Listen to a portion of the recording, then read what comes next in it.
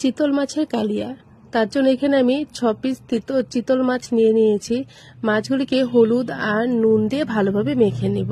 তারপর কড়াইতে তেল দিয়ে কড়াইতে তেলটা যখন ভালো মতো গরম হয়ে যাবে এর মধ্যে আমি মাছগুলি ভেজে নেব। আমার সবকটা মাছ একসাথে হচ্ছে না, সেই জন্য আমি তিনটে তিনটে করে সবগুলি মাছ ভেজে নেব। তো 3টে হয়ে গেছে, আরো 3টে ভেজে নেব, নিয়ে নামিয়ে নিব। তারপর এবারে আমি মশলা করার জন্য নিয়ে নিয়েছি এখানে কাজু বাদাম, তারপর নিয়ে নিয়েছি আদা, কাঁচা লঙ্কা, টমেটো, পেঁয়াজ আর নিয়েছি রসুন 2-3 কোয়া, আর এলাচ, দারচিনি, লবঙ্গ দিয়ে একসাথে পেস্ট বানিয়ে নিলাম।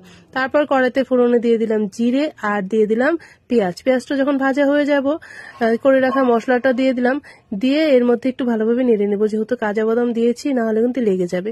তারপর দিয়ে দিলাম একটুখানি জল, তার স্বাদ মতো নুন, হলুদের গুঁড়ো, জিরের গুঁড়ো, লঙ্কার গুঁড়ো, আর এখানে ধনে গুঁড়ো আমি ইউজ করিনি, আর চিনি দিয়ে দিই। চিনিটা কিন্তু অপশনাল, তোমরা চাইলে নাও দিতে পারো। তারপর ভালোভাবে কষিয়ে নিব যত অবধি না তেলটা বেরিয়ে আসে। তেলটা যখন বেরিয়ে আসবে এর মধ্যে আমি দিয়ে দেবো 1.5 কাপ পরিমাণ মতো গরম জল দিয়ে গ্যাসের ফ্লেমটা একটু মিডিয়াম করে ঝোলটাকে ভালোভাবে ফুটিয়ে নিব। তারপর ঝোলটা যখন ফুটে যাবে এর মধ্যে ভেজে রাখা মাছগুলি দিয়ে দেবো। দিয়ে এবার কিন্তু গ্যাসের ফ্লেমটাকে আমি একদম লো করে মাছের ঝোলটাকে ভালো মতো জাল করে নিব, যাতে মাছের ফ্লেভারটা ঝোলের মধ্যে এসে যায়।